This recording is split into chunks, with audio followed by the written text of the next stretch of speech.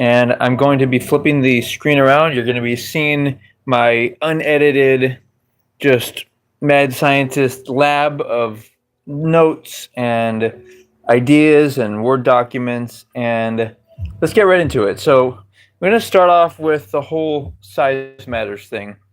I've made videos about this before, but I have even more conclusive points, I would say, to suggest that if your objective is a peaceful life, as a man, we have to think of things in terms of being a man, wanting peace, serenity, wanting to feel masculine, wanting to feel a sense of that we are the man and that our wife is the feminine woman who we celebrate, admire, look at, uphold.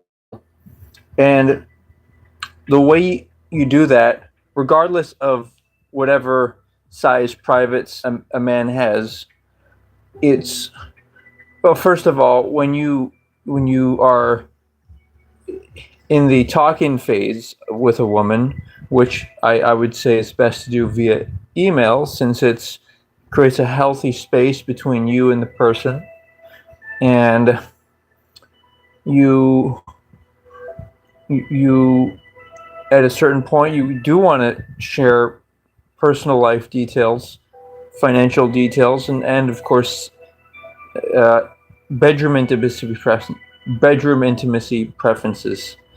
So this would include stuff like the sharing nude photographs, or maybe even sharing a masturbation videos, and and also speaking to the frequency and duration that you would both prefer to be intimate. And and so first you got, I'm looking into the technical aspect, but then you also have other issues like dealing with people who say, will make like a size matters comment. They'll say stuff like, women will say stuff like the that they'll make a comment about man's private size, but then they won't equate it to, well, what's the dimensions of their vaginal canal, or that it's the same as making a rude comment about a woman's breast size, right? And then you have some men who will talk about theirs or other men's privates, and to me that seems not like a masculine thing to do if you're presenting yourself as a heterosexual guy. Now, the way you counteract these types of comments is by simply stating that Goddess V flower, the vulva, shall overcome. It will transcend everything. People who they don't have to you don't have to worry about the men's or women's privates dysfunctioning, whether it's erectile dysfunction or woman's inability to have intercourse, because guess what? You have the vulva. The vulva it supersedes all of that, and she's typically happy and ready. And the reality is that women seem to have a disproportionately larger internal vaginal canal compared to men's privates, but men, that doesn't change whether men are attracted to them or not. You know what I mean? And another thing to consider is maybe a woman's had intimate partners with larger privates than yourself, or maybe a man has had experiences with a woman with more smaller vaginal canal, right? These are questions that people might think of when they think, oh, well, what about the past? Now, there's this thing called imprinting where a woman is more designed to do that, where they release oxytocin after intercourse, and they sort of, since women are naturally followers and dependent, they sort of kind of try to attempt biologically to latch on to maybe one of the first guys or the most interesting or attractive to her or wealthiest guy that she has, had experience, had a connection to in her life. And so this is only another reason for the value of virginity. And of course, if we want, as men, if we want virgin women, we need to emphasize the whole culture of virginity, which also includes men being virgin and men keeping themselves pure, and just like we would hope women would. And if this is like a collective goal, and it's part of it is identifying people. Are they seeking premarital intimacy or not? That's a whole other topic that I'm passionate about. But staying on the size matter issue. So, okay.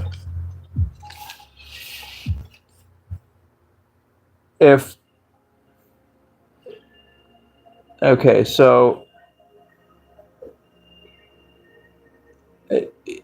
men try to explain women with simple answers, but women are complicated.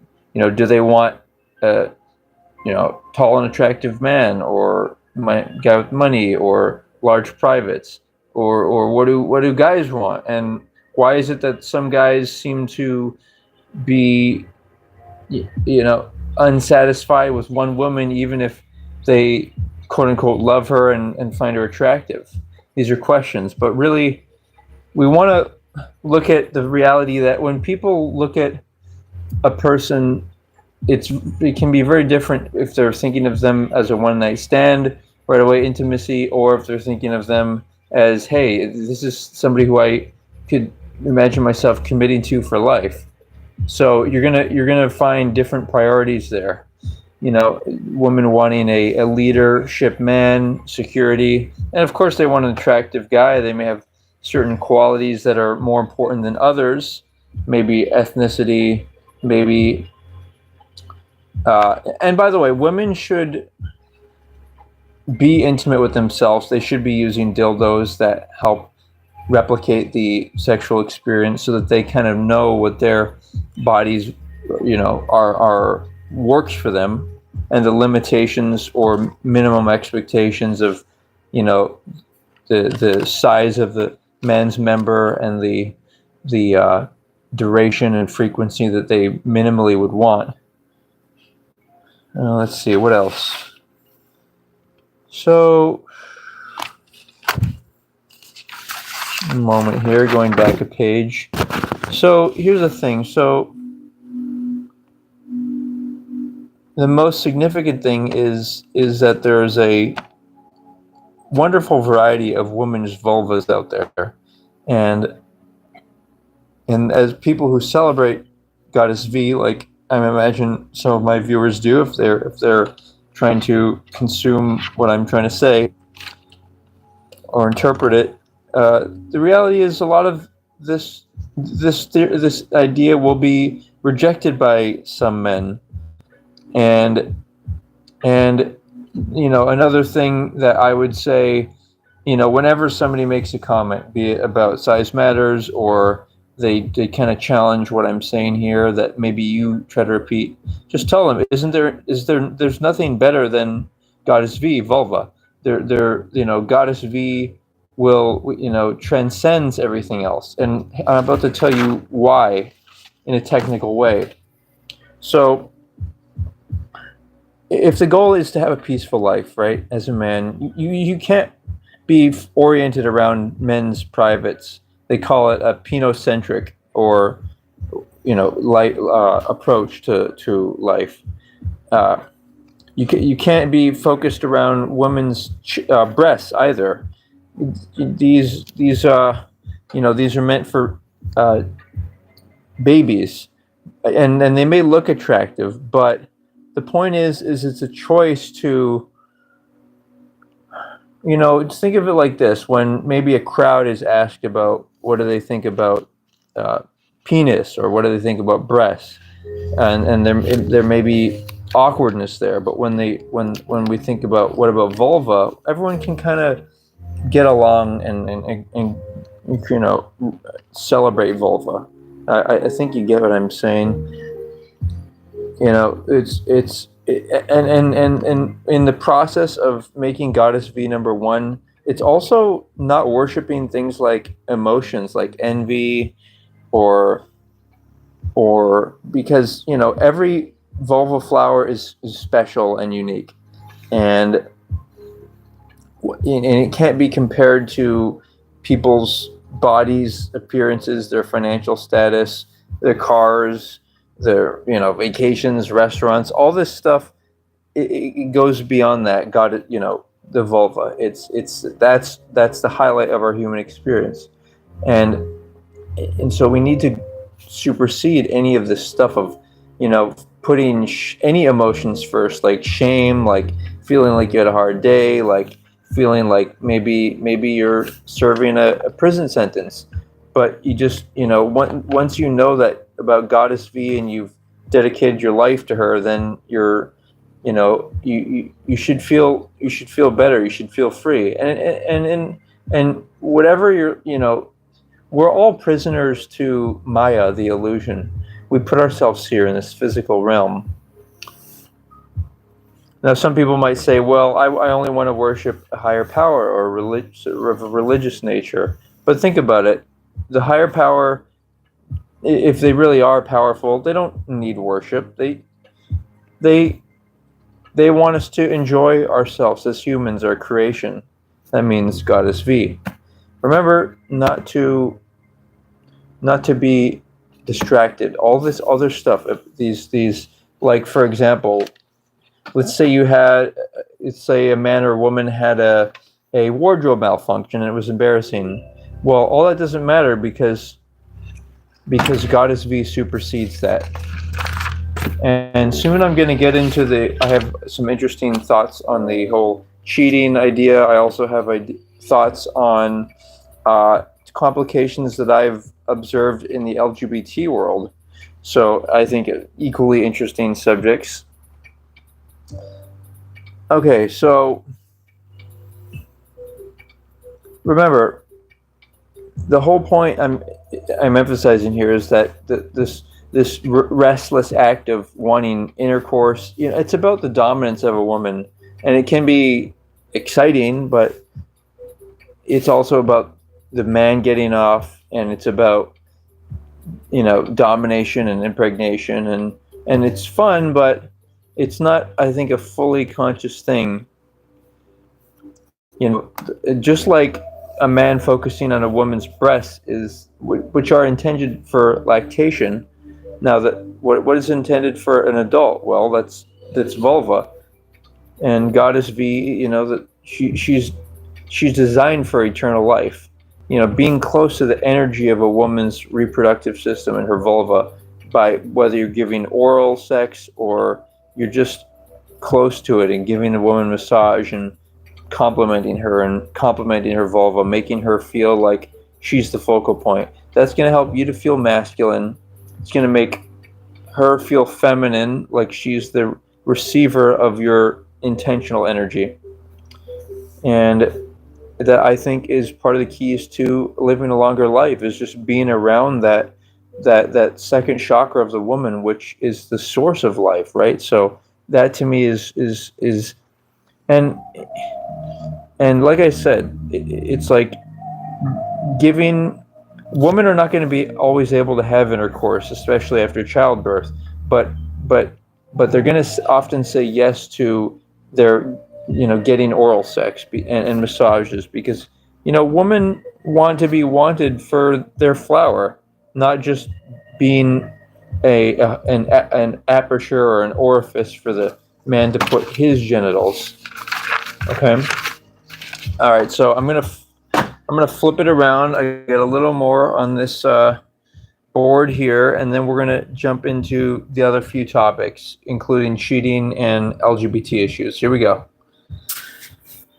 Okay, check out the board, guys. All right. So, when you view a woman, you want to, obviously, it's like, of course, if you're looking for procreation, then you want to be thinking about genetics, but also you want to, Joey, you want to be thinking if she's ready and looking for a husband, right? Of course.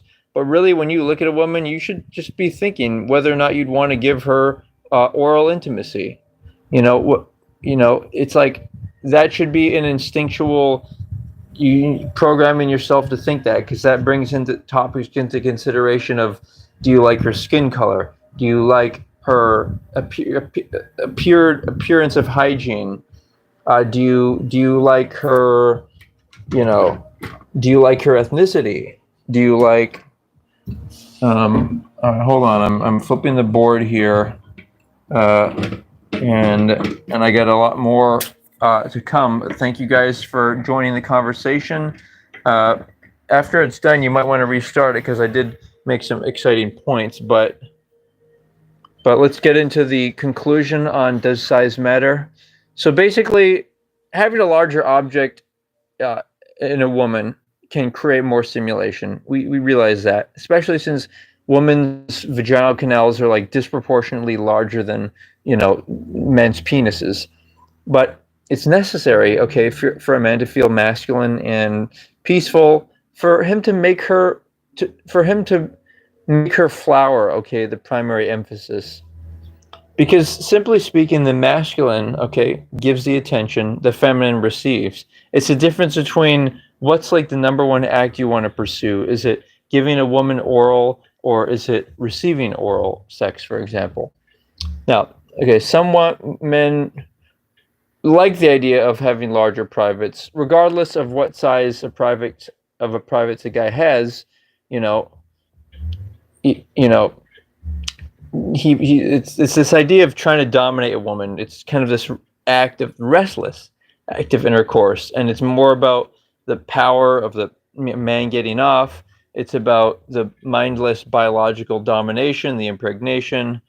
It's exciting, but it's not like the highest level of reality. It's not really the person. Like, if a person is trying to get off, it's more their desire to orgasm that's moving them. It's not this consciousness of truly wanting to please. And maybe there is some of that, but I'm saying, guys, this is where, this is what you want. If you want strength, a sense of strength and peace, this is the process. It's worshiping Goddess V. It's like realizing that a woman's chest is for babies, and all breasts. Although all kinds of intimate activity is fun, dating, kissing, everything, I would say the most masculine is for the man to give her massage and to give her oral sex. Now, I'm about to switch into the... Okay, so it's essential for a man, you know, skin tone, health. Is there fat on her legs? Like, does her vagina have space to breathe? These are all questions to ask. It may seem like a joke, but when you're actually considering being with someone for the rest of your life, you want to know that you can enjoy giving them oral sex. Now, here's where we get into the idea of the cheating concept, okay? So,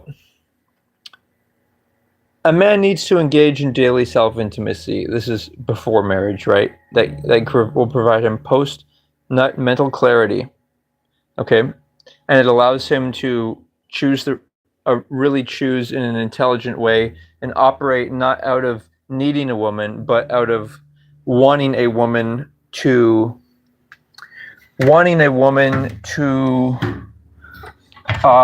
be a leader for a woman, so that she can follow him, she can trust him, she can look up to him. Okay, so getting into the cheating stuff, right? So there's questions like, are women loyal? Are women always trying to get the best deal? After all my research on this, what I understand is that what happens with people is, you know, on the surface you would think that a man or a woman would just cheat on their spouse because they found somebody that was physically attractive. Now, for men are pretty simple. they have, and that's how they kind of operate. They they just find someone who's attractive, and they're aroused, and that's why daily self intimacy, or having orgasms with their wife daily, is going to minimize that possibility. Plus, before marriage, how do you avoid premarital intimacy? Because I consider premarital intimacy cheating on your future spouse. So you avoid that by orienting your life around your future spouse, thinking that they exist, talking about it. That's why people like who are religious, they like to read the Bible and stuff, because that programs your mind with wholesome ideas and a ideology for approaching life. And so men are simple. They just need to realize that if they want a pure virgin woman, then they have to act in accordance to that and promote a culture of that. Even if they for some reason aren't satisfied with one woman, which, I mean, it seems kind of feminine for a man to not be able to have enough satisfaction out of one woman, you know what I'm saying? So like I was saying, why do people cheat? On the surface, it would seem like they just cheat for someone who's attractive, but no. People actually cheat because, first of all, a lot of them aren't even married. They're not even committed for life. I'm not saying people have to be legally married. In fact, there is skepticism around that even from me. But it's about that life commitment. And, first of all, it's like, if they're cheating on them, then are they actually cheating if there's no life commitment? So part of these relationships, they're weak. So it's like there is no life commitment. Now,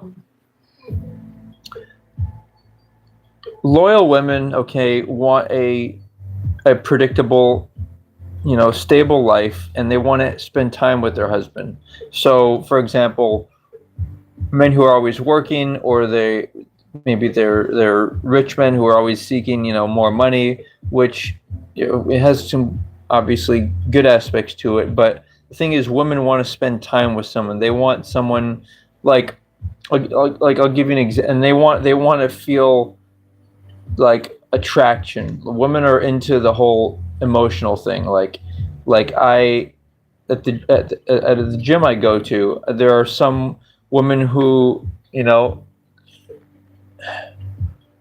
who I've looked at and then later found out that they were seemed to be in a relationship, whatever that means, boyfriend, girlfriend. Who's a boy and who's a girl and who's a friend?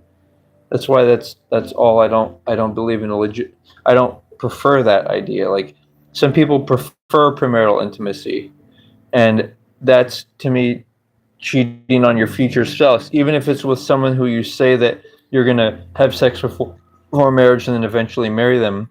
Like, the thing is sex is designed to attach people, and to also, if you're together and you're spending time with someone, then it's and if you're going on dates, then that's an indicator to the public that that's your person. And why would you do that with somebody who you're not married to, or you're not committed to for life? You know what I'm saying? So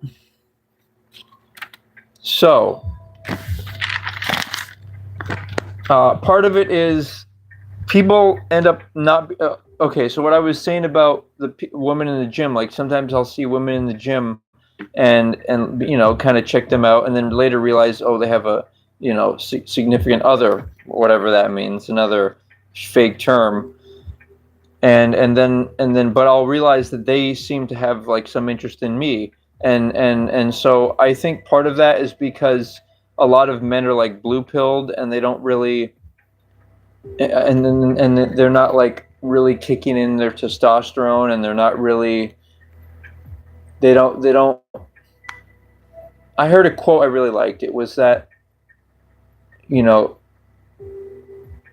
order to imprint on a woman, it doesn't necessarily mean you just have to be like, crazy, excessive and dominant in the bedroom, but or like have a large privates. But it does mean that you need to be a unique archetype. You have to be like a unique guy who's like into stuff, and who's like defined as a man, like he knows what he's into. And so that even if she could find, say, a guy who's more attractive than that guy physically, then he couldn't replace that guy, the unique you know qualities and energies of that guy. So that's what it means to imprint. It's not necessarily just like yes, you want to have that kind of physical sexual dominance, but like I was saying, it's like you also want to prioritize vulva, like make it about vulva, and what women want, even if they're having like great sex with a guy, for example. What women want more than that is they want a guy who's willing to say no to them, because that's what they respect. Because women are perpetually giving men shit tests, and this is a survival mechanism. It's like if the guy is so blue pilled and simp weak that he can't say no to her sexually, then obviously that's a shit test for that he won't be able to help other people. You know what I'm saying? Or help, or fend off other dangers. Like if he doesn't have the strength to say no to her, then that's a problem. It means that he can't deal with other difficulties in life. And so it's good that women should test men, even though they do it in an unconscious way. But women are kind of more like kind of these characters of the universe, kind of more influenced by biology, and we all have to recognize and admit this.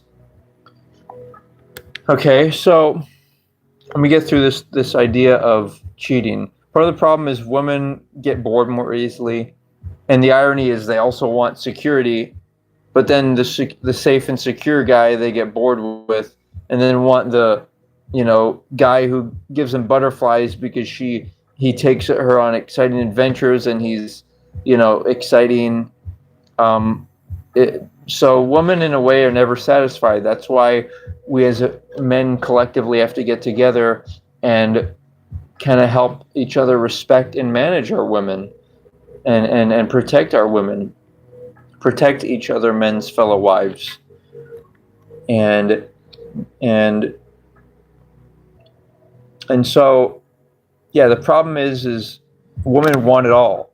They want a guy who's always, providing financial stability, always making her feel wanted, always, has enough energy to really give her everything he's got in the bedroom, and a guy who's, humorous, and who's mysterious, and who seems to be attractive to other women. Like, it's crazy. Women are social creatures, and they operate off of emotions, and are heavily influenced by their hormones of wanting to get pregnant, of the pain of menstruation. Like, women don't really know what they want.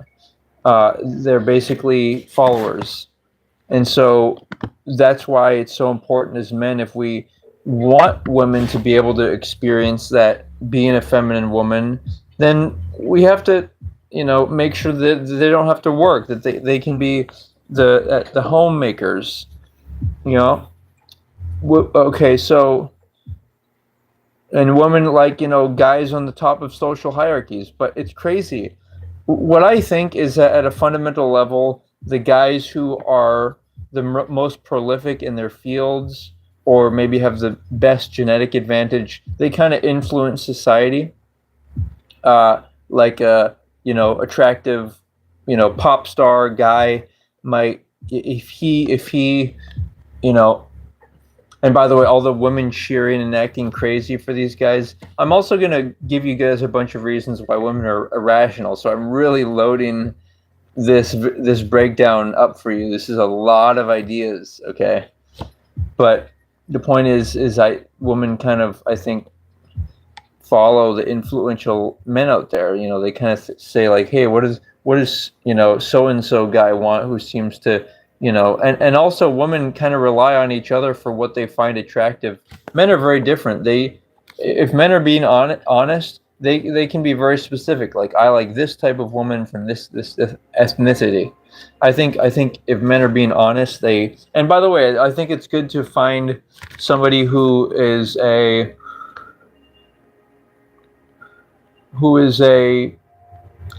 mat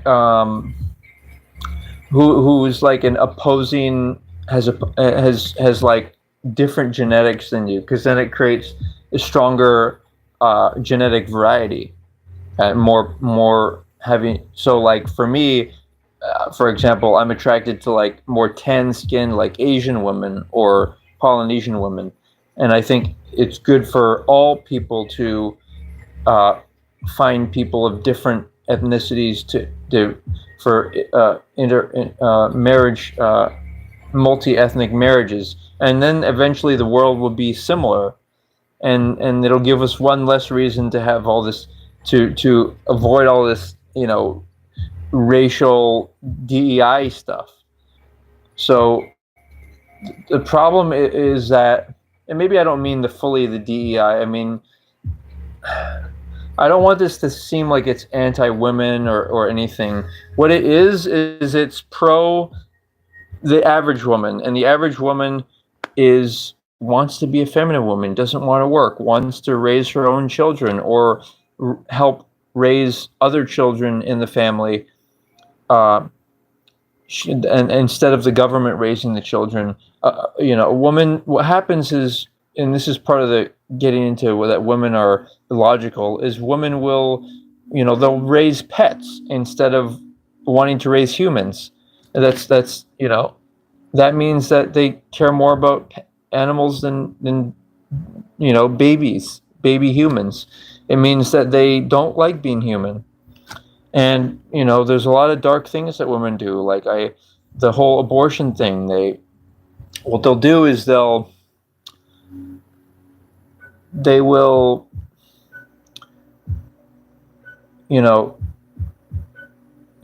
X off the map other women's babies because they can't have a baby. Okay, so basically women really want a connection, and if they're not getting it, then they're gonna feel, and it's hard for a man to really give a connection to a woman and also work, but it's really takes a man to know who he is, because if he knows who he is and he knows his career, then he's got that taken care of, and then he has extra time to give energy to the woman. But if he's still figuring himself out, that's why people have this idea that, it doesn't matter if a man's a virgin, it doesn't matter if a man gives his energy to women. It does, because it's interfering with the process of him preparing for his wife, and it's also cheating on his wife, and it's also cheating on his, it's seducing his fellow man's wives and daughters. It's completely fundamental problem. All right. So basically women naturally want to submit, but you do have to act intense, and you have to act dominant in the bedroom.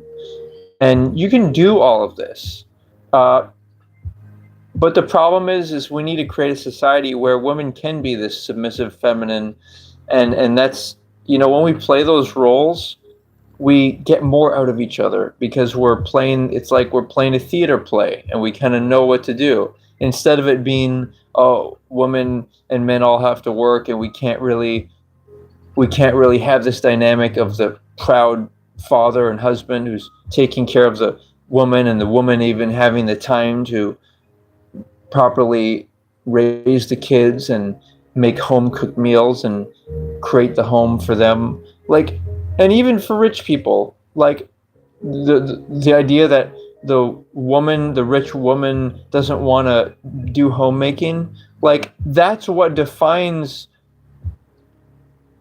makes it her home, is her doing it, her raising her kids, her making the customized menu, what do you call it? Cookbook. That's what makes it. That's what makes it just like a man. A man. Some men might think, oh, I just want to like hit the lottery or get money and live easily. But it's that working. It's that working that gives the man that energy to that. Oh, I feel like the man. I feel like I'm doing something, and then has that energy and then gives it to intentionally to his family. Like we created this dynamic in reality. You can't mess with something that was created. Like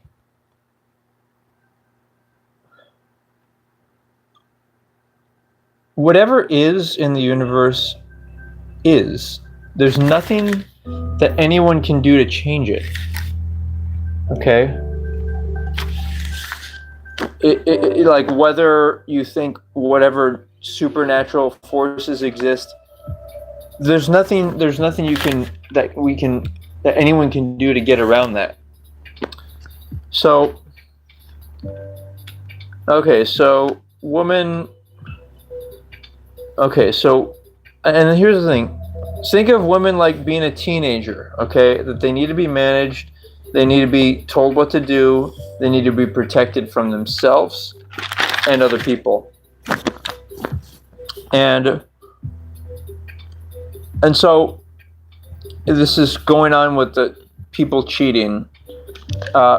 Women, it's harder for them to commit when they have had too many partners. We know this because they have an oxytocin thing where they and also it just like where they oxytocin release after sex, but also for both men and women who've thought that they can get away with being promiscuous and that the truth is that doing all that makes you feel less like being in marriage and less prepared for marriage because you have this habit of being promiscuous, of seeking pleasure at a whim. But what people don't realize is that the most sexual pleasure and other enjoyments of life they can get is by being in a steady committed marriage where you can have consistent access to enjoying each other in bedroom intimacy, right? So one thing is women can talk too much, they can do dumb or crazy things or just the thing is sometimes their shit tests go too far, and women need to realize that they are not the most rational or realistic, and that it's. But this is not about controlling women, okay? This is about conscious people, a conscious man and a conscious woman, or if they're LGBT, whatever.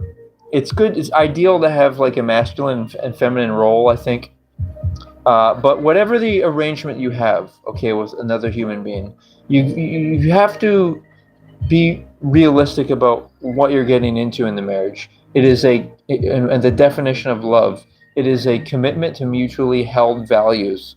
So it's like whatever roles you play out in the marriage, whoever's the breadwinner and everything. And by the way, it's good to have a woman who has some financial earning skills if the husband should experience an accident or can't work for a period of time. What we need to do is, it's not about wanting to control each other. It's about, we know who we are. I know who I am, or the husband, the wife, the woman. They before they get married, they talk about, okay, I want to do X, Y, and Z values. I like this diet.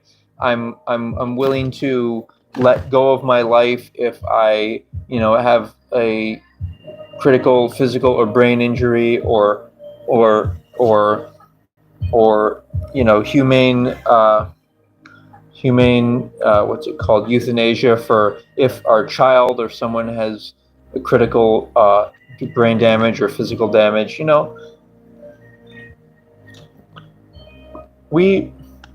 have a theory on that, is that if a person doesn't have the mental faculties and wherewithal to decide whether they are are mentally or physically handicapped than they are, and they should be humanely put down. People are afraid of death and heaven because that's all a boring place and it's not real. Because the only thing that is real in the physical realm is reality, where you can only experience joy if the potential for difficulty and challenge or pain exists. Again, you cannot experience. There is no such thing as joy in a unilateral vacuum. It's a polarity of, if this can happen, then its opposite can happen, and we just keep working it to improve society and humanity. And by the way, we can invite support from other extraterrestrial species. There are many benevolent forces out there in the universe, many planets, many intelligent beings just like us. I've heard a lot of them are in fact humanoid.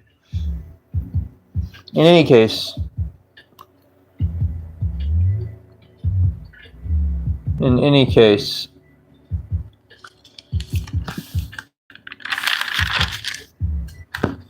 let's say, so woman, again, to conclude on this whole cheating thing, now we're going to get into the issue with LGBT actually, and I'm going to add something before that. I'm going to add that why women are irrational. I wrote a list down, and this is like because I care about women. This is not because I want to minimize them. Like, we all know that they have talents. They are able to tolerate babies, for example. It's not an easy thing to do. Imagine being a woman, growing a child, then breastfeeding it. Like, that's a very existentially daunting task, right? So their brains are wired for that, to deal with having more empathy for the child, and that's not a very rational thing to want to be pregnant. But when a woman, finds a guy that she likes and feels, can keep her safe, then she actually wants to get pregnant. That's biology 101.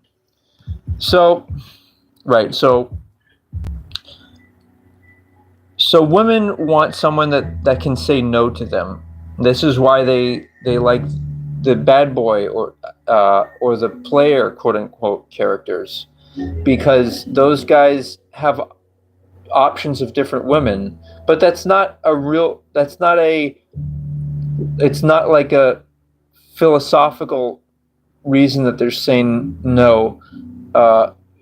It's only like a temporary thing because they have options. And these players, like, they're deviating from their own wife. Like, if they think that they're attractive, they should find an attractive spouse, and then they can have children that have good genetics. Like that's the transcendence of envy right there. What I just said, it's realizing that we don't need to worry about envy anymore, because envy is only a disapproval of people misusing their body or their money. And when people use it in a sacred way to lift up humanity, then there's no reason to envy that couple. So okay, so a man needs to be able to say no to a woman. What that means is, even when they're married, he needs to be able to, just like the player or bad boy does. He says, no, I don't need sex from you. And for them, it's because they can get it from another woman. But for the husband, he doesn't want to get it from another woman, but he can get it from himself, self-intimacy. Like, but I really have sex with myself, and you guys should too. Like, I use a Doc Johnson. In fact, I'll show you. Let's take a look here. Let's see here. I'll show you. So it's a sleeve. It's basically this. It's a sleeve. What you do is and in this one you'll see that I'm not using the plastic exterior, and that's because I find that there's like different. They make them in different sizes, so that depending on how much your dick will fit, how well it will fit in there, it varies. So, but you use that with olive oil and some warm water, and you get an ultra realistic sensation. And men need to be able to do that. They need to have that clarity, that post nut clarity. And women want to look up to their husband, but they can't look up to them if he like needs her body more than being willing to, like, if she acts out of place, which women can do because they're not rational. A man needs to be able to manage her and be willing to say no to her, and can't be controlled by her her sexual seduction. So basically, that's what women want. They want a leader. They won't even say they want a leader. They just will say by their actions that they want a leader. And okay, guess what? We got one more. What do we got? Oh my god, I got fucking pages of documents written down. I'm really excited to get to the why women are irrational part. I'm almost done with this whole cheating and interpersonal dynamic thoughts here. So basically, players, okay, designed to be uplifted. So yeah, women have less impulse control. They have more fear of commitment. So it's got to be really crystal clear that the people really like each other.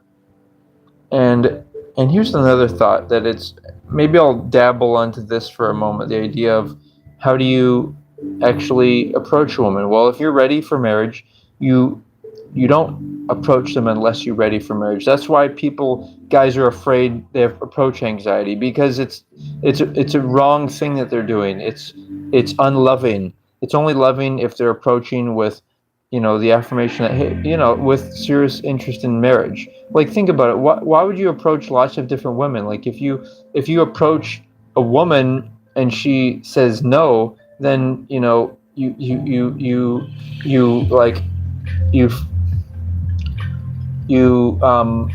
didn't maybe read into her well enough, like her signals. If she wouldn't even want to talk, potentially, like, are you looking for, is a goal of yours to get marriage? That's how you want to conversate. That's the kind of conversation you want to have when you first approach a woman. Get right to the point. No, like, how are you doing? Hey, you're cool. Just say, hey, after nonverbal communication, where she kind of shows off her body and she indicates to you that she's interested, then you ask her, are you seeking a husband? Is that a goal of yours? And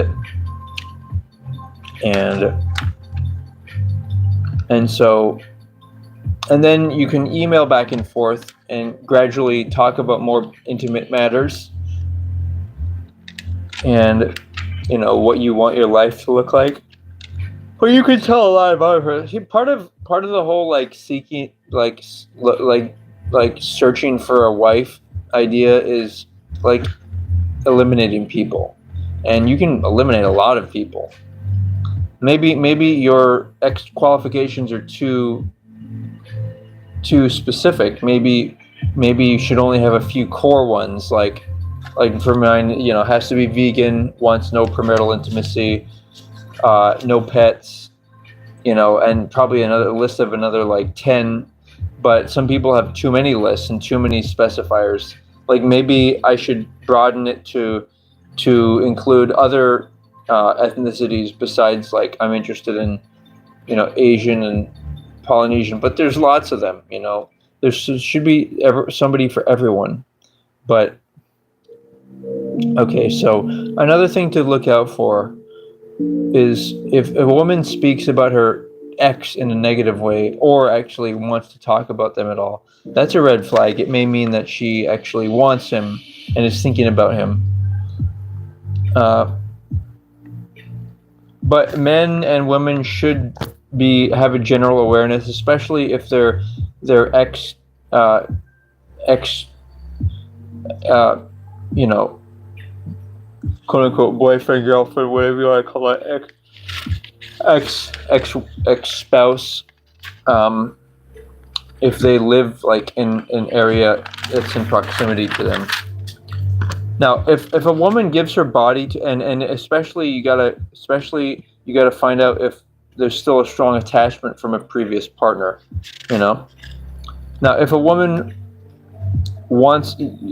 gives her body to a man without his commitment, that results in a trauma, and that's part of the reason women are irrational. They think that they can just, have premarital intimacy and without any commitment from the man. The woman's job is to give her body to the man in exchange for commitment. That's kind of the narrative. And a guy's, why would you pay for a woman's food if she's not committed to you? It means the woman thinks that her time is more valuable.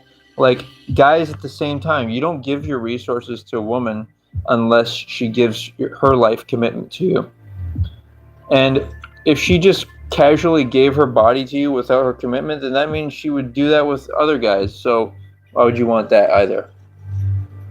Now, there could be some leeway and flexibility in where, you as a man have specific expectations and standards, and you may want to discuss these with a woman and then invite her. Like, what people don't realize, they think about me is like when I go in public, I enjoy viewing women. It's an inspiration.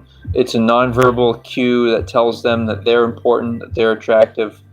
But I think what people don't realize about me is that I would not want to be intimate with any of them unless I told them what my values were and they agreed that they wanted to follow that, and then we got married. So I think that's what makes a man a real man, is if he's principled, if he's got that religious aspect of that orthodox religious aspect of, I don't want to be in any other vibration than love. The vibration of love is you can only be in that, or the vibration of lust and fear. Lust and fear is guys and men and women who think they're attractive, but they really can't even get a spouse. Like, then you're not actually that attractive, or you're not husband or wife material, and you need to take steps in that direction to prepare yourself for that. Now, basically, women marry a lifestyle, and this is coming from Rollo Tomasi. They love opportunistically. Okay, and so that means that if there's an opportunity that they see and they like the guy's lifestyle, they want to join him.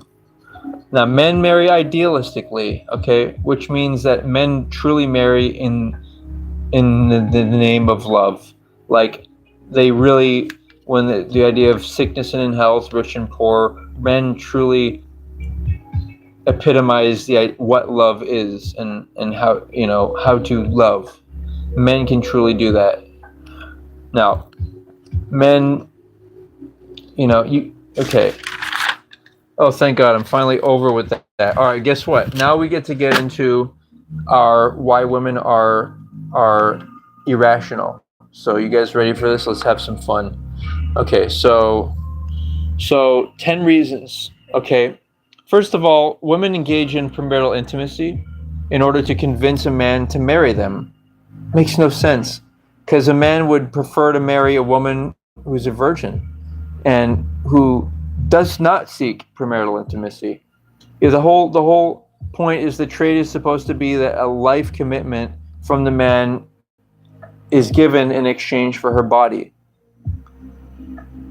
Now, women also use hormonal birth control, which actually changes the way people think.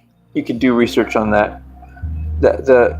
Unless it's used in a medical emergency, like to manage menstrual pain, why would you want to do that to your hormones? Like, men would never take something to influence their hormones. You know what I mean?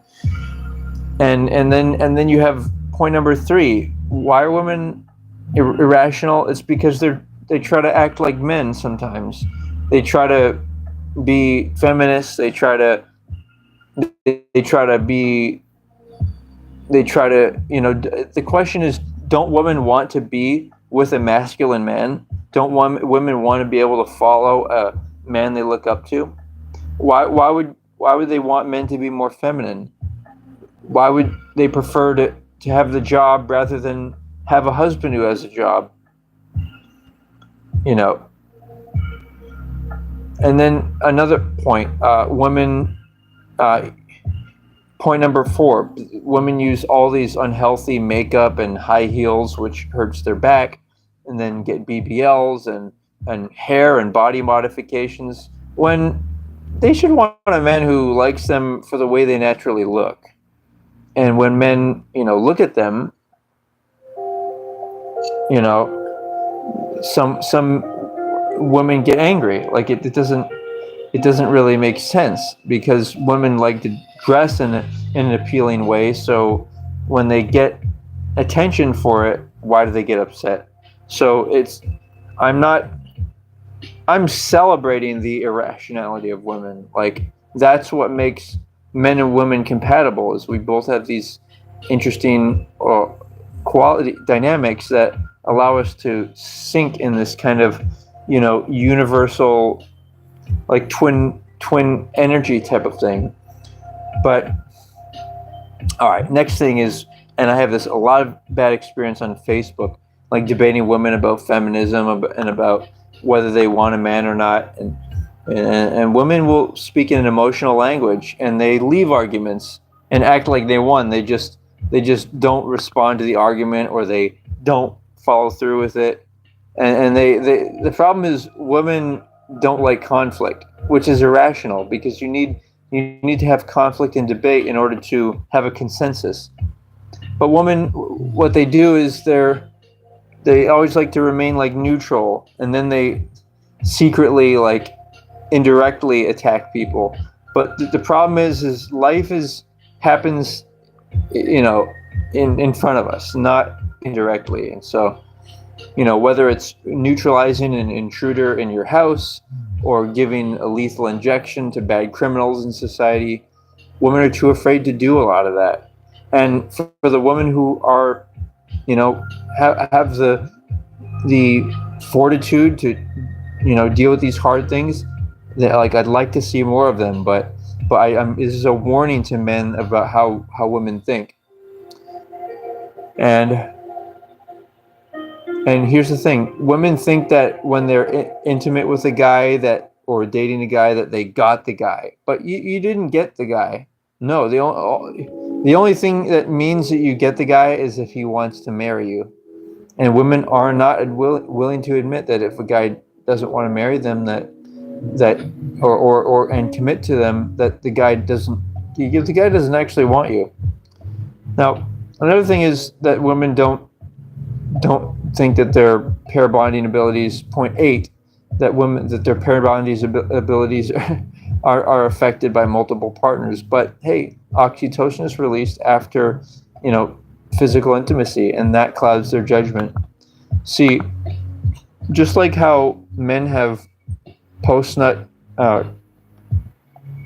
clarity, women have post-nut mental cloudiness. And women, they go crazy at, like, concerts, and just the way women are. Like, you can look at a woman and look at her like facial expressions, and you can see the emotion and energy in them, and maybe some women are getting and this is not a downing at women. This is just a factual, like, reality of what women are, and that we should want to allow them to be like that. But they have to have controls in order to be like that. They need to have protective fathers and male guardians. They need to have a society that is avoids premarital intimacy, and so it's going to protect, like the older men are going to want to protect the younger woman instead of trying to seduce them. The older men are going to be happy being with their, similarly aged wives, and not. Okay, so wow, that was great. Okay, that was a good bonus. So we've covered the topics of that size really doesn't matter because vulva, it transcends all of that and gives us something to live for, and for the man to be masculine and not be distracted by everything else that society throws at you, but just put that vulva as number one. Then I talked about the idea of cheating, how men cheat in an obvious way, like because they need to realize that they can be satisfied with one woman. But women cheat in a more complex way, where they're always looking for more. They're looking for more money, a guy that they're attracted to, or maybe like a different type of guy. Women get bored easily. Women, they need like a lot of, they're more dependent, so they need that emotional stimulation and reassurance. They also like to be dominated in the bedroom, and they also want a man who's giving them a good lifestyle, which it's complicated because if the guy's doing that, then you can't always be around to give them those emotional affirmations. But we'll figure this out, guys. It's been done before. People have had functioning marriages and just joyous marriages, but we need a whole society that goes behind that. So transcending the size matters issue, then looking into cheating, then looking into the illogic presented by women.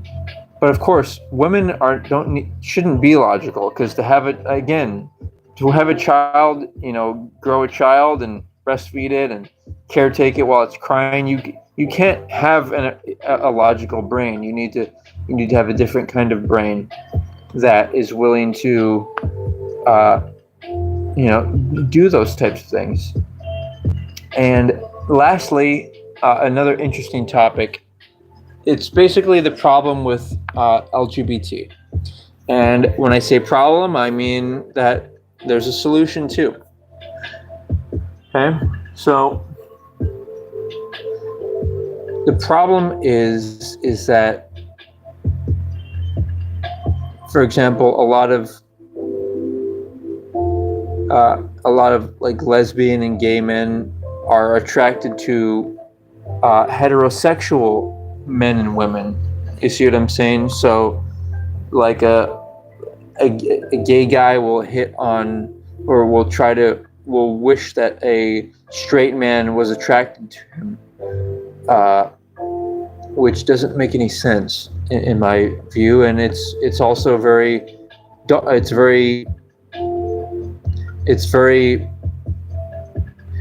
evil, because why would you try to force somebody to like you when they don't? And the reality is, we need to embrace LGBT. I think people should identify themselves as LGBT, but also the solution. Okay, the problem is that there's a lot of promiscuity there, but there's a lot of promiscuity these days everywhere else. But we've got to, first of all, a big problem is like alcohol. Hey, Tech, there's a lot of alcohol and drug elements in LGBT because society's been mean to them. But the reason that we've been mean to them in part is because LGBT makes it harder to trust people. And I'm not saying that they have an illness. I'm saying they have a limitation. We all have limitations. Men are limited in that, heterosexual men are limited in that if they are if they're around women, it's harder to focus. It's harder to deal with reality. So it's easier to do stuff not with women. Like in a work setting, it's I as a man, I prefer to only work with men. You know what I mean? And this isn't to say that I'm not supportive of any woman I'm working around, because I want women to have equal job opportunities. I want them to, if the, for whatever reason, maybe they haven't been able to find a husband, maybe they want a dual income household, so they want more money coming in. That's part of the problem. And that's the irony is everything I'm doing, this whole like worshiping vulva thing, it's actually, in a way, it's defeatist towards capitalism and materialism and the economy, which could be considered a problem, because I'm saying that instead of going on that vacation, getting that nicer new car, and spending, I'm saying just give your wife a massage and give her oral sex. and but the reality is there's a lot of other fun stuff to do out there, but I'm saying that's free. Like the most important things in life are free, guys. From giving each other massages to fun conversations to making and eating food together, relatively low cost, to playing simple games like basketball and soccer, not very expensive to do, and then stuff like playing music. Tech. You guys, Tech is really aggressing in the chat, so we're gonna try to put on some stabilizers over here. We're gonna try to get moderators going here. Let's see. We're boosting. Okay, we just boosted. We're boosting everyone. We're getting moderator status on. Yeah. All right, guys, we just boosted Tech One and Joey. Get it. Okay, let me stay focused here. So we want a world where LGBT can have loving, happy marriages that are not based in lust, but that are based in conscious love. Tech.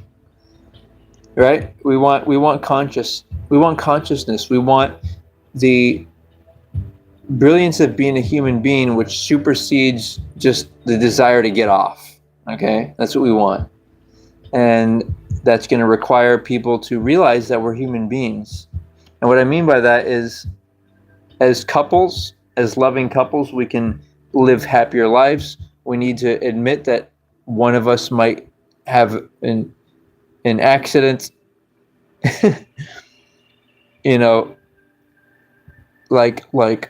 and you want somebody to always be there with you in life. If somebody has a financial or career challenge or medical challenge, you want somebody there with you. You want somebody to share your secrets with. You want somebody to have your unique experience with. And so part of this is just persuading people that, hey, it's better to be a couple, have people pair bond.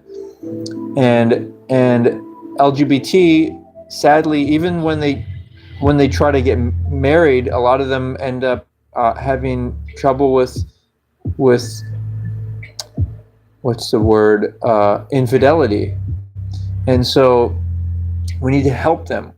All right. And I would love, for LGBT to be sacred and pure and avoiding premarital intimacy and getting married and showing the Christian community, showing them that they can even do it better than the Christians who are saying that LGBT is bad. But LGBT, the reason they're saying they're bad is because it creates where we have to be more careful. Like the brotherhood of man can't collectively trust itself anymore, because it's just like if a man and woman are together, the man's going to want to maybe seduce the woman. And the same goes with the brotherhood. If you have like a bunch of guys in the military or on a sports team, then the one gay guy might try to seduce or put pressure on another guy or another gay guy to have intimate activities, and it creates a distrust. So we need to elevate ourselves above all of that, and that the first step is all agreeing collectively, all different religions. And by the way, religions, people should trust each other more. When you encounter somebody who's religious and somebody says, "Oh, I'm Christian" or "I'm Muslim," it's likely you'll find some reassurance in that hey, they're not going to try to seduce me. They're going to be fair, professional. They're not going to try to manipulate me. That's how I feel when I'm around religious people. And religious people should realize that about themselves. Like, you see people who are of a Christian background, you see them in the military, say, and the United States military, and then you see them maybe hating Muslims. By the way, we all know that 9/11 was all a false, what's the word? It's a whole conspiracy. Wasn't, but that considered, like, just looking at objectively the Christian United States soldiers, objectively looking at, say, people in the Middle East who are Muslim, those people you can trust because they're not going to seduce and manipulate your brothers and sisters, So I think that's about what I have, you guys. I don't know if I have any more to add to that, but exciting things, heavy talking points, stuff that most people aren't willing to talk about. Like, most people aren't willing to admit their flaws and mistakes in the past. Like, my mistakes were, I was engaged in a gay for pay with certain men when I was younger. I had a low self-esteem. I had, I was like lazy, so I didn't want to work and earn my own way. So I had this gay for pay thing going, and it was, they were predatory homosexual men, but in taking responsibility for it, I was also taking advantage of the fact that they were attracted to me, you could say. So, and this is something I learned about prostitution, is that a lot of people are prostitutes because they exchange their body for another person's body.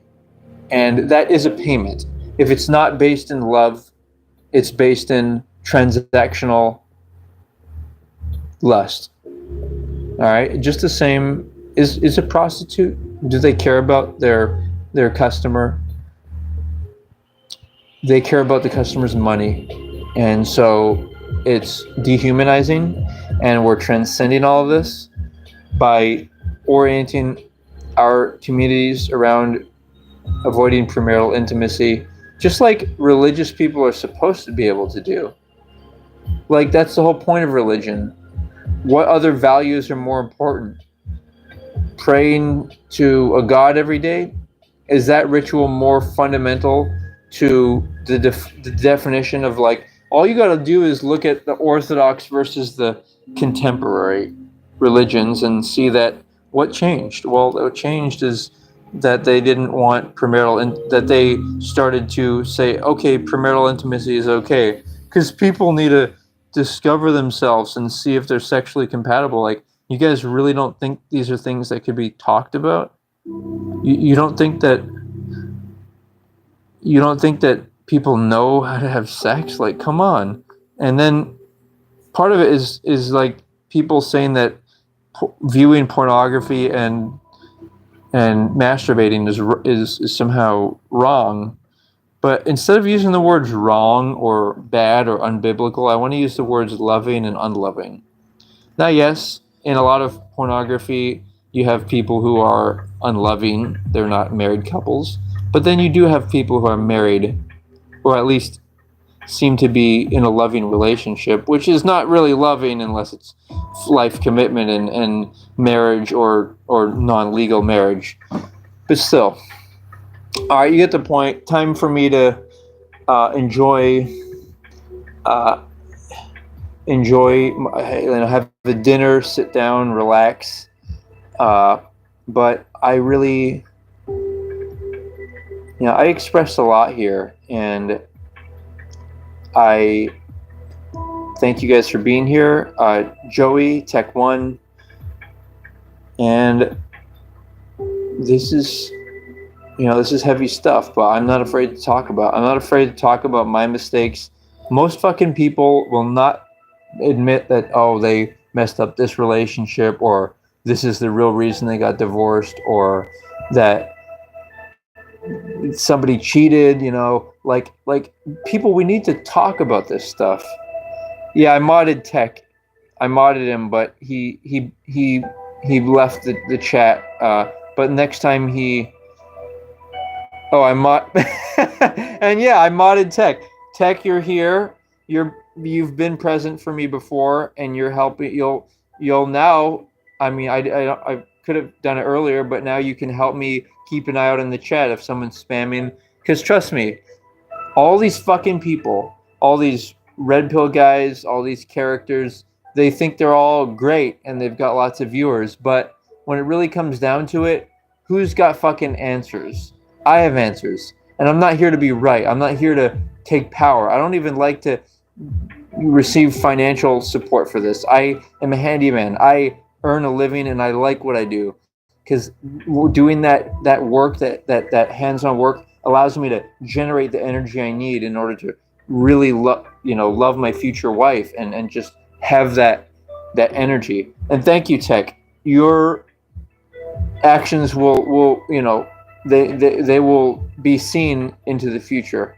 They will be recognized in whatever way I can. But for now, I am getting better at giving advice, by the way, Tech. So I think you have my email, or you can reach me. I like to do analysis of people's problems. I like to do research. I like to come up with solutions. I like to use my mind. Yes, I do like to do handyman work, but I'm also getting into the whole cerebral aspect of things. And that includes, like, recently a friend of mine had a car accident with an uninsured motorist, and I walked him through some strategies on what to do, including always having a dash cam. You can get insurance like an add-on to your insurance policy that protects you from uninsured motorists. The first thing I told him was call the police. He was hesitant. And then I told him, well, call the insurance company and see what they say. But they neglected to tell him to call the police, which apparently it's not a liability on the insurance company to tell you to call the police, but it should have been recommended. But the point is dealing with problems. I'm working on getting really good at that, and I'm glad to help you out if you have something going on, Tech. Let's call it. What time is it where you are? It's like midnight where I am. I'll also check it out. I'm watching this. I've got this cool mix on. And look at all these documents, dude. Look at all these documents. Okay. This is like what my life is like. It's like, look at this. Like this is what I do. All right. Look at all these notes. Okay. This is what you guys are dealing with. All right. Pages. All right. This is what it takes to come up with all this stuff. All right. I'm writing page after page, and I'm pushing this so we can come up with answers to hard questions. Okay? And I'm not going to stop anytime soon. So, big aloha from Hawaii, 5 a.m. So, let's see where it is. 5 hours plus, so you must be East Coast. Cool, Tech. Been a pleasure. Let's see each other next time. All right? Aloha. Take care, man. And to everyone else.